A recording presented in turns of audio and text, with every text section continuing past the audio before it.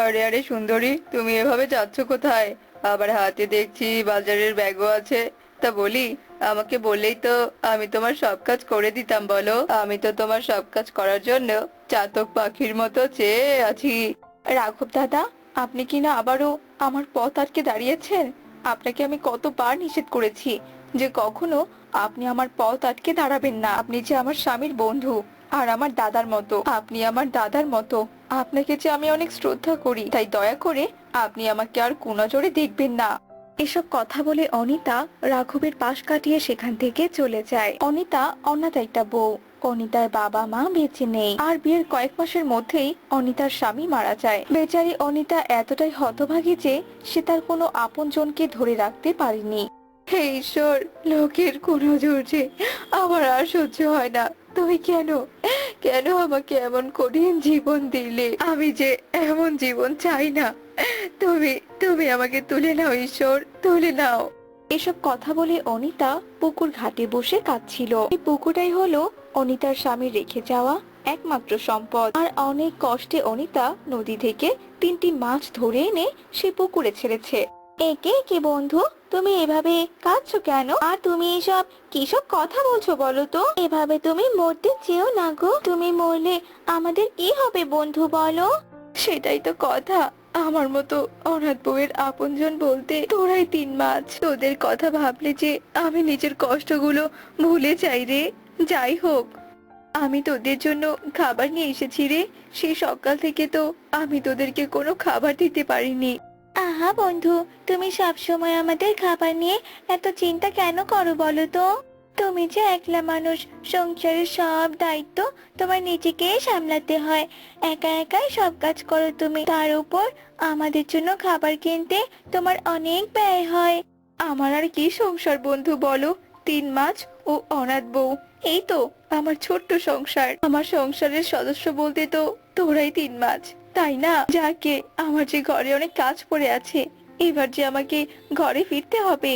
এরপর অনিতা মাছগুলোকে খাবার দেয়, আর ঠিক তখনই সেখানে রাঘব চলে আসে। আহা সুন্দরী, তুমি একা একা এত কষ্ট করে এত কাজ কেন করো বলো তো? আমি তোমাকে কতবার করে বলেছি, চলো আমরা বিয়ে করে নেই, তোমাকে আমি রানীর মতো সুখে রাখবো। কিন্তু তুমি তো আমার কোনো কথাই শোনো না। চুপ করো রাঘব দাদা, চুপ করো দয়া করে। তুমি আমাকে কি রানী করে রাখবে? হ্যাঁ, তুমি তো নিজে একটা ভিখারি। মোড়লের চামচাগিরি করে খাও তুমি। তুমি আবার আমার সামনে এসব বড় বড় কথা বলছো? পথ ছাড়ো, পথ ছাড়ো বলছি আমার। এসব কথা বলে অনিতা সেখান থেকে চলে যায়, আর রাঘবও মুখ কালো করে সেখান থেকে চলে যায়। তবে রাঘব কিছুতেই অনিতার পিছু ছাড়ছিল না। সে সবসময় অনিতার বাড়ির আশেপাশে ঘোরাঘুরি করত। এবার তো মনে হচ্ছে আমাদের একটা ব্যবস্থা করতে হবে। বন্ধু যে অনেক বিপদে আছে। তুই একদম ঠিক কথা বলেছিস রে লাল মাছ। বন্ধু আমাদেরকে নিয়ে কত চিন্তা ভাবনা করে, অথচ আমরা বন্ধুকে নিয়ে একটুও ভাবি না। আমরা তো চাইলে বন্ধুকে সাহায্য করতে পারি বল। 3 মাছ যখন এভাবে কথা বলছিল, ঠিক তখনই পুকুর ঘাটে রাঘব চলে আসে, আর সে 3 মাছের এমন কথা শুনতে পায়। কি কাণ্ড! 3 রঙের মাছ! আবার তো দেখছি এই 3 রঙের মাছ কথাও বলছে। তবে নিশ্চয়ই এই মাছগুলো জাদুই মাছ। আর এই মাছ দিয়েই আমি আমার ভাগ্য বদলাবো। অনিতা, তুমি আমাকে মোড়লের চামচা বলেছিলে তাই না? তবে এবার আমি ওই মোড়লের থেকেও বেশি ধনী হব। আর আমি নাকি তোমাকে রানী করে রাখতে পারবো না। এবার আমি ধনী হয়ে অনিতাকে দেখাবো। আরে আরে 3 মাছ, তোমরা কি এমন পরিকল্পনা করছো বলো তো? আমি তো তোমাদের সব পরিকল্পনাই শুনে ফেলেছি। আর এবার যদি আমি তোদের ব্যাপারে গ্রামের সবাইকে সব কথা বলে দেই, তবে তোদের কি হবে সেটা কি তোরা বুঝতে পারছিস? না না দাদা, দয়া করে তুমি এসব কথা কাউকে বলো না। তবে যে সত্যি সত্যি আমাদের কপালে দুঃখ আছে। আচ্ছা আচ্ছা ঠিক আছে, কাউকে আমি কিচ্ছু বলবো না। তবে তোমাদেরকে আমার সব কথা শুনতে হবে, আর আমি যখন যা চাইবো সেটা দিতে হবে। তবে আমি তোমাদের কথা গোপন রাখবো। আচ্ছা আচ্ছা ঠিক আছে, আমরা তোমার সব কথাই রাজি। বলো তুমি কি চাও? আমি খুব ভালো করেই বুঝতে পারছি তোমরা হলে জাদুই মাছ, তাই তোমরা আমায় এত সোনার মুদ্রা দাও যে আমি সোনার মুদ্রা বিক্রি করে সুন্দর বাড়ি বানাতে পারি। আচ্ছা আচ্ছা ঠিক আছে, আমি আমি তোমায় দিচ্ছি সোনার মুদ্রা। তবুও তুমি আমাদের ব্যাপারে কাউকে কিছু বলো না। এসব কথা বলে সোনালী মাছ জাদু করে এক হাঁড়ি সোনার মোহর দেয়। এরপর রাঘব সেই সোনার মুদ্রাগুলো নিয়ে সেখান থেকে চলে যায়। আর কয়েকদিনের মধ্যেই রাঘব একটা বড় বাড়ি বানায়। কি কাণ্ড! কদিন আগেই তো এখানে রাঘব দাদার পুরনো কুড়েঘর ছিল, তবে হঠাৎ করে এত বড় বাড়ি কোথা থেকে এলো? আর তাছাড়া কে বানালো এই বাড়ি? আরে আরে অনিতা যে, হা করে দেখছো কি? এটা হচ্ছে আমার বাড়ি। তুমি তো খুব বলেছিলে আমি নাকি মোড়লের চামচাগিরি করে খাই। এবার দেখলে তো আমি কত বড় বাড়ি বানিয়েছি। আর এই বাড়িতেই আমি তোমাকে রানী করে নিয়ে আসবো। চুপ করো রাঘব দাদা, তুমি শুধু বড় বাড়ি কেন, তাজমহল বানালেও আমি তোমাকে বিয়ে করব না। এসব কথা আমাকে আর বলবে না তুমি, যত সব। এসব কথা বলে রেগে অনিতা সেখান থেকে চলে যায়। আর রাঘব হাসতে হাসতে বাড়ির ভিতরে চলে যায়। আর বেশ কিছুদিন পর রাঘব আবারও সেই তিন মাছের কাছে আসে। তিন মাছ, কোথায় কোথায় তোমরা? তাড়াতাড়ি তোমরা ভেসে ওঠো, তোমাদের তিনজনকে আমার যে ভীষণ দরকার। আবার কি সাহায্য চাই তোমার? সেদিন তো তোমাকে এক হাঁড়ি সোনার মুদ্রা দিয়েছি, তবে আর কত? তোমার লোভ তো দেখছি দিন দিন বেড়ে চলেছে। চুপ কর শয়তান মাছ, বেশি কথা বলছিস, ভুলে যাস না তোরা কিন্তু বিপদে আছিস। আর আমি যদি মুখ খুলি তবে কিন্তু তোরা মহা বিপদে পড়বি। তাই কথা না বাড়িয়ে তাড়াতাড়ি আমাকে এক হাঁড়ি সোনার মোহর দে।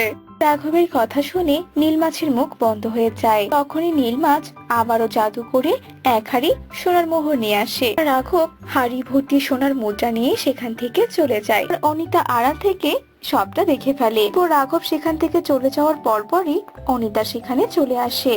এসব আমি কি দেখছি কি তিন মাছ? তোরা কিনা জাদু শক্তি প্রাপ্ত, কিন্তু তোরা কিনা তোদের জাদু শক্তি ওই খারাপ আর লোভী লোকটার জন্য ব্যয় করছিস। ও তো শয়তান আর দুশ্চরিত্রা একটা লোক, সেটা কি তোরা জানিস না? তার সাথে লোভীও বটে। ওই লোকটা তো আমাদের ভয় দেখিয়ে বারবার আমাদের কাছ থেকে সোনা নিচ্ছে। কি করব কিছুই তো বুঝতে পারছি না। তবে কিনা এবার ওই শয়তান রাঘব তোদের সাথে এমন জুলুম করছে, তারা ওই শয়তান রাঘবকে আমি শিক্ষা দেওয়ার ব্যবস্থা করছি। এরপর অনিতা আর তিন মাছ মিলে একটা পরিকল্পনা করে। আর বেশ কিছুদিন পর রাঘব আবারও সোনা নিতে সেই তিন মাছের কাছে আসে। আরে তুমি তুমি এসেছো? তা বলছি এতদিন পর তুমি কেন এসেছো? তোমার জন্য তো আমরা অনেক মূল্যবান সম্পদ রেখেছি গো। মূল্যবান সম্পদ বলে ভুল হবে, এটা তো তোমার জন্য পুরস্কার। কি গো, তুমি নেবে না পুরস্কার? সে কি বলছিস? তবে আর দেরি করছিস কেন? দে দে আমার পুরস্কার। আমি যে আজ মূল্যবান কিছুর জন্যই এখানে এসেছি। এরপর তিন মাছ তাদের মুখ থেকে আগুনের হলকা বের করে রাঘবের শরীরে দেয়। সে আগুনে পুড়ে রাঘব সেখানেই মারা যায়। যাক, শয়তান রাঘব এবার তবে ওর লোভের শাস্তি পেয়েছে। আজ আমার বুদ্ধিমতো সোনা না দিয়ে আগুন দিবি, সেটা যে ওই শয়তান রাঘব বুঝতেই পারেনি রে। নয়তো যে বেটা রাঘব নির্ঘাত পালিয়ে যেত, জানিস? থাক বন্ধু, লোভের শাস্তি পেয়েছে, আর ভালো মানুষ যে এবার পুরস্কার পাবে।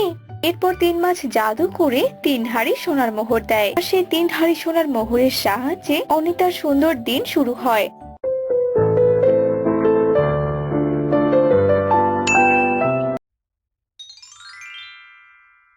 এক দেশে এক বুড়ি ছিল। তার অনেক বয়স হয়েছিল।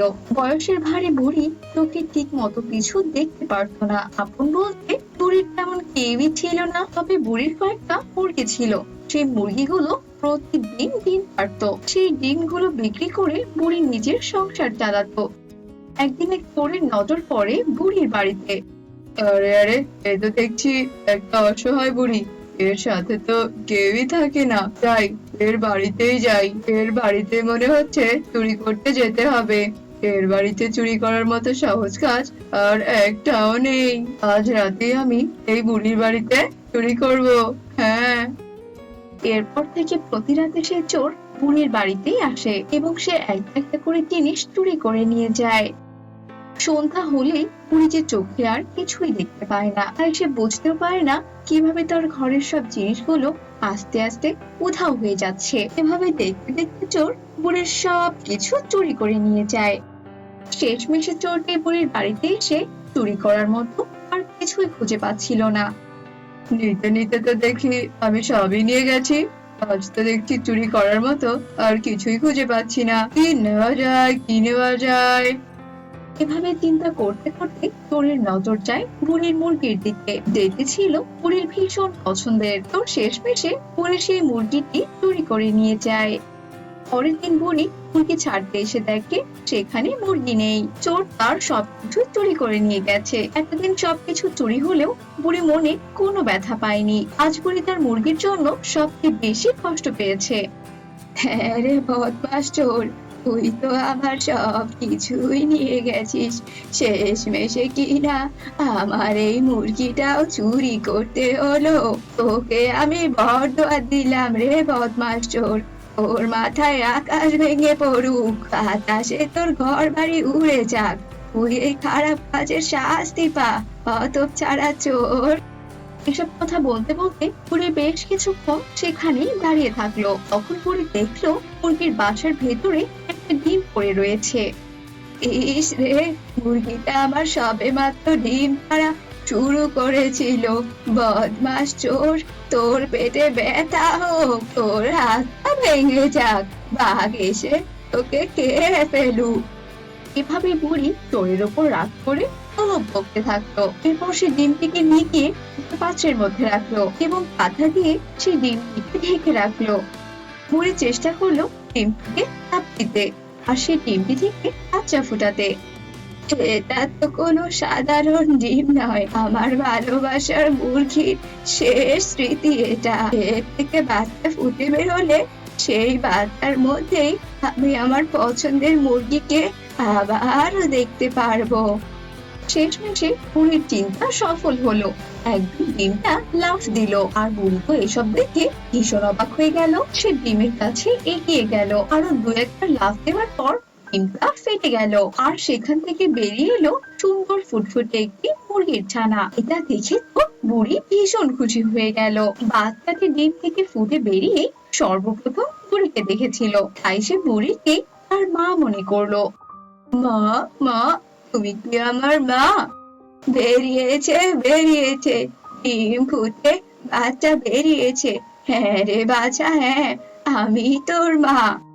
এরপর থেকে সেই মোরগ বাচ্চাটি বুড়ির কাছে মাতৃ স্নেহে বড় হতে লাগলো।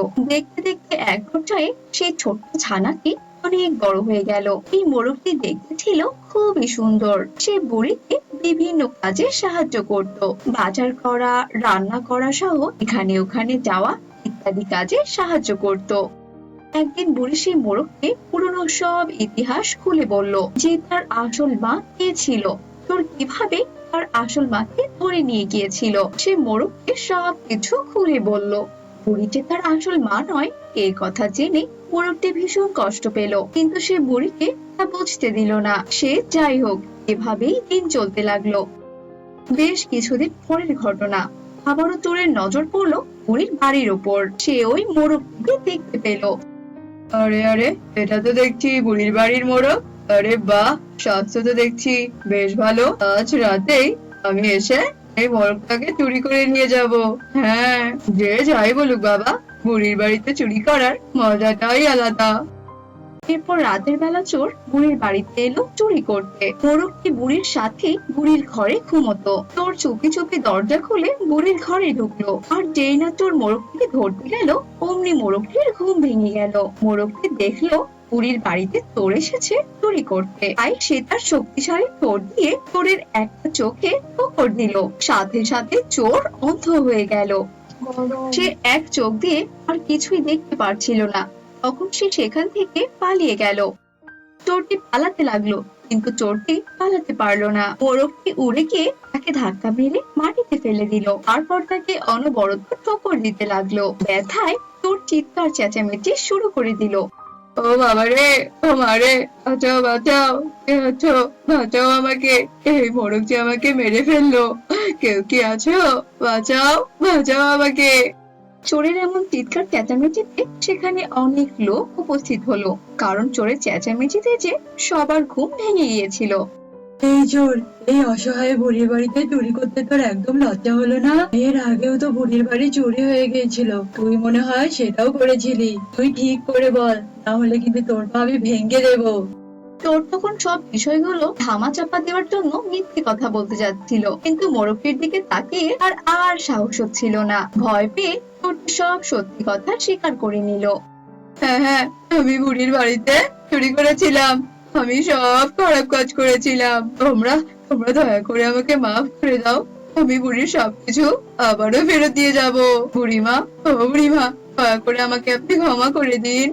সবকিছু ফেরত দেবে এই শর্তে তারা চোরকে মাফ করে দিল। আর বুড়িও এসব কথা শুনে ভীষণ খুশি হলো, এই ভেবে যে সে আবারও সবকিছু ফেরত পেয়ে যাবে। আর তার চেয়েও বেশি খুশি হয়েছিল এটা ভেবে যে সে তার পছন্দের মুরগিটিকেও ফেরত পেয়ে যাবে। আর মোরগকেও ভীষণ খুশি হয়ে গেল এই ভেবে যে সে তার মাকে আবারও ফিরে পাবে।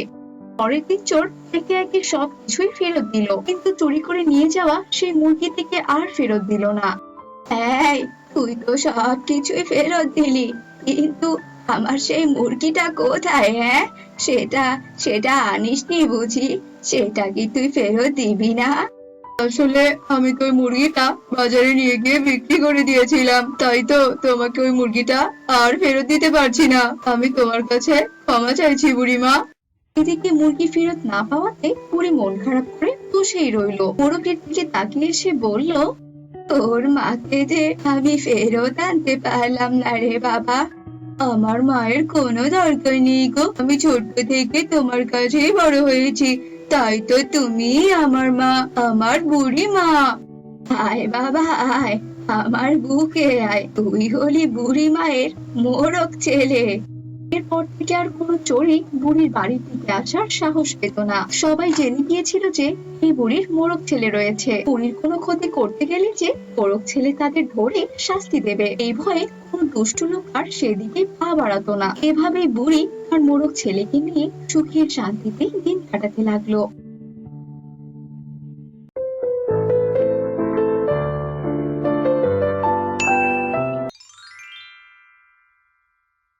রসুলপুরে এক বুড়ি বাস করত। বুড়ির কাছে অনেকগুলো মুরগি ছিল। বুড়ি সেই মুরগি ও মুরগির ডিম বাজারে বিক্রি করে তার সংসার চালাতো। বুড়ি প্রতিদিনই মুরগিগুলোর অনেক যত্ন আত্তি করত, ভালো ভালো খাবার খাওয়াতো। এভাবেই কোনো রকমে যাচ্ছিল বুড়ির দিন। বুড়ি প্রতিদিন দোকানে একটি করে মুরগি বিক্রি করত। একদিন বুড়ি একটি মুরগিকে বাজারে বিক্রি করার জন্য যেই না সেই মুরগিকে ধরতে যাবে, অমনি মুরগিটি বলে ওঠে, বুড়িমা, আমাকে তুমি বিক্রি করো না। আমি ডিমে তা দিয়ে আমার বাচ্চাগুলোকে পৃথিবীর আলো দেখাতে চাই। দয়া করে তুমি আমাকে বিক্রি করো না গো বুড়িমা, করো না আমাকে বিক্রি। তোকে যদি আমি বাজারে বিক্রি না করি তাহলে আমি পয়সা পাবো কোথা থেকে বলতো?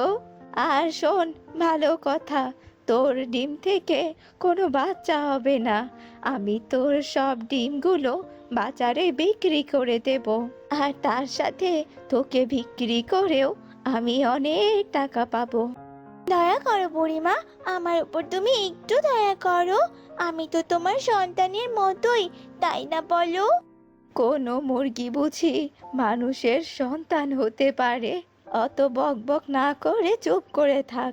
তোকে বিক্রি করলে আমি অনেক টাকা পাবো, তাই চুপচাপ বসে থাক, আর আমি তোকে আজকেই বিক্রি করব। এরপর বুড়ি মুরগিটির কোনো কথা না শুনে তাকে বাজারের একটি দোকানে বিক্রি করে দিয়ে পয়সা নিয়ে বাড়িতে চলে আসে। এদিকে বেচারি মুরগিটি কি করবে কিছুই বুঝতে পারে না। মুরগিটি পালানোর সুযোগ খুঁজতে থাকে, আর সুযোগ বুঝে মুরগিটি দোকান থেকে পালিয়ে আসে। মুরগিটি হাঁটতে হাঁটতে এক জঙ্গলে চলে আসে। এই তো বাবা, আমি হাঁটতে হাঁটতে একটা জঙ্গলে চলে এসেছি। ইস, কেউ আমাদের কষ্ট বোঝে না। বুড়িমা যে কেন আমার সাথে এমন করলো, আমি এত বোঝালাম বুড়িমাকে, তবুও বুড়িমা আমার কোনো কথা না শুনে আমাকে বিক্রি করে দিল। আমার কষ্ট হয় না বুঝি? বুড়িমা তো কিছুতেই বোঝে না। আমি বুড়িমাকে নিজের মায়ের মতোই দেখি। আমি মুরগি বলে কি বুড়িমাকে মা বলতে পারি না?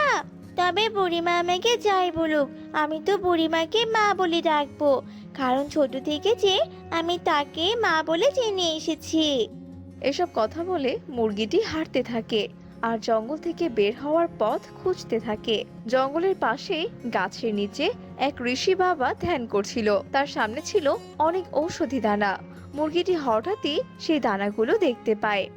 ও বাবা, আমার তো খুব খিদে পেয়েছে। ইস, কি যে করি! ওই তো কিছু দানা দেখা যাচ্ছে। যাই, গিয়ে চুপি চুপি ওই দানাগুলো খেয়ে নেই। মনে তো হচ্ছে লোকটি চুপি চুপি কিছু একটা করছে।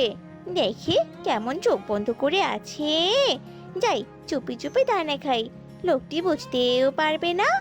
এই বলে মুরগিটি চুপি চুপি সেখানে যায় আর সেখানে গিয়ে কিছু দানা খায়। এরপর সে চুপি চুপি সেখান থেকে চলে যায়। যেতে যেতে মুরগিটি দেখে সে অনেক বড় হয়ে গেছে আর তার সাথে অনেক শক্তিশালীও হয়ে গেছে। একে একে এটা আবার আমার কি হলো? ওই দানাগুলো খাওয়ার পরই তো আমার এমন অবস্থা হলো। মনে তো হচ্ছে ওই ঋষির দানাগুলো কোনো জাদুই দানা ছিল। ভালোই হয়েছে, আমি অনেক বড় হয়েছি আর অনেক শক্তিশালীও হয়েছি। এখন নিশ্চয়ই আমি বুড়ি মায়ের কাছে গেলে উনি আমাকে তাড়িয়ে দেবেন না, আর আমিও বুড়ি মায়ের খেয়াল রাখতে পারবো। এই বলে মুরগিটি হাঁটতে থাকে আর এদিকে বুড়ি মায়ের তো করুণ অবস্থা। কোনো মুরগি বুড়িমাকে ঠিক মতো ডিম দিচ্ছিল না। কোনো মুরগি আর ডিমে তা দিয়ে বাচ্চা ফোটায় না। এজন্য আস্তে আস্তে বুড়ির মুরগি কমতে থাকে। এক পর্যায়ে বুড়ির কাছে আর কোনো মুরগি ছিল না। আর কোনো মুরগি না থাকায় বুড়ি অনেক অসহায় হয়ে পড়ে। তার কাছে কোনো পয়সাও ছিল না আর সে ঠিকমতো দুবেলা খেতেও পারছিল না। এটা নিশ্চয় ঈশ্বর আমায় পাপের শাস্তি দিচ্ছে। আমার ঘরের লক্ষ্মী ছিল ওই মুরগিটা। মুরগিটা আমায় কত ডিম দিত আর সেই ডিমে তা দিয়ে কত বাচ্চা দিত। আমি তার কোনো কথা না শুনে তাকে বিক্রি করে অনেক বড় ভুল করেছি। তাই হয়তো ঈশ্বর আমায় পাপের শাস্তি দিচ্ছে। এসব কথা বলে যখন বুড়িমা কাঁদছিল ঠিক তখনই সেই মুরগিটি এসে হাজির হয়। বুড়িমা, তুমি আর কেঁদো না, এই দেখো আমি এসে গেছি। সে কি, তুমি এত বড় কি করে হলে আর এখানেই বা কি করে এলে? এরপর মুরগিটি বুড়িমাকে সব কথা খুলে বলে। আমাকে তুমি ক্ষমা করে দাও, আমি তোমাকে বিক্রি করে একদম ঠিক কাজ করিনি। আজ থেকে আমি তোমার মা আর তুমি হলে আমার সন্তান। তাই বুঝি মা, আমি তো তোমাকে সব সময় নিজের মা বলেই মানি গো মা। আজ থেকে তোমার সব দায়িত্ব আমার মা। আমি কাজ করে পয়সা রোজগার করে আনবো মা, তোমাকে আর কষ্ট করতে হবে না। আস্তে আস্তে সবাই মুরগি আর বুড়িটির সম্পর্কে জেনে যায় যে মুরগিটি বুড়ির মেয়ে। মুরগিটি একদিন রহিম কৃষাণের বাড়িতে যায়। রহিম চাচা, একটা কথা ছিল যে। ও, তুমি তো এখন আবার বুড়িমার মুরগি মেয়ে। তা বলো দেখি কি কথা। চাচা, আমাকে একটা কাজ দেবে গো? তা বলি, তোমাকে কাজ দিলে তুমি বুঝি সেই কাজ পারবে? পারবো গো পারবো, আমি খুব কাজ পারবো, তুমি একবার দিয়েই দেখো না। আচ্ছা আচ্ছা, ঠিক আছে। তুমি ধান ক্ষেত থেকে ধান নিয়ে এসে তা মাড়াই করে দিও, আর তার বিনিময় না হয় তুমি ধান নিয়ে যেও। এরপর মুরগিটি সব কাজ শেষ করে রহিমের কাছে আসে। বলি, তোমার বুঝি সব কাজ শেষ? হ্যাঁ চাচা, আমার সব কাজ শেষ। এখন তবে তুমি আমাকে ধান দাও। এই যে দেখছো ধান, এখান থেকে তুমি যতটা পারো সব নিয়ে যাও। এত ধান ও নেবে কি করে? ও ধান তুলতেও পারবে না আর নিতেও পারবে না। হা হা হা, তাতে তো আমারই ভালো। চাচা, তুমি যতটা পারো ধান তুলে আমার কানের ফুটোতে দিতে থাকো। এরপর রহিম একটু একটু করে সব ধানই মুরগির কানের ভেতরে দিতে থাকে আর মুরগিটিও সব ধান তার কানের ভেতরে নিয়ে নেয়। আসছি গো চাচা, আর তোমাকে অনেক অনেক ধন্যবাদ। এই বলে মুরগিটি খুশি হয়ে সেখান থেকে চলে যায় আর রহিম অবাক হয়ে মুরগিটির দিকে তাকিয়েই থাকে। যা বাবা, এসব আবার কি হলো? এরপর মুরগিটি তার বুড়িমায়ের কাছে যায়। বুড়িমা, বুড়িমা, আরে ও বুড়িমা, এদিকে এসো। তুই এসে গেছিস বাছা? তা বলি, কাজ করে তুই কি নিয়ে এসেছিস? কিছুই তো দেখতে পাচ্ছি না। এটা শোনার সাথে সাথে মুরগিটি তার কানের ভেতর থেকে অনেকগুলো ধান বের করে দেয় আর এসব দেখে তো বুড়ি ভীষণ কাঁদতে থাকে। সত্যি মা, তুই সত্যি আমার মেয়ে। আমি তোর সাথে কত খারাপ ব্যবহারই না করেছি, অথচ তুই আমার বিপদে আমার পাশে থেকেছিস। ধুর মা, তুমি এসব কথা বলো না তো। আমি তো তোমার মেয়ে, আমি তোমার বিপদে তোমার পাশে না থাকলে আর কে থাকবে মা, তুমি বলো। এভাবে মুরগিটি তার বুড়িমার দেখাশোনা করতে থাকে আর মুরগি ও বুড়ি বেশ সুখে শান্তিতেই থাকতে শুরু করে।